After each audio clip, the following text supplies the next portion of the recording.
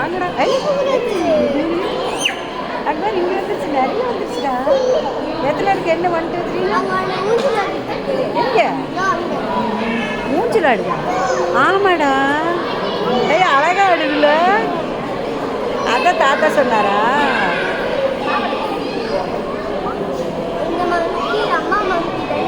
அங்கே எப்படி தூக்கிட்டு போகுது?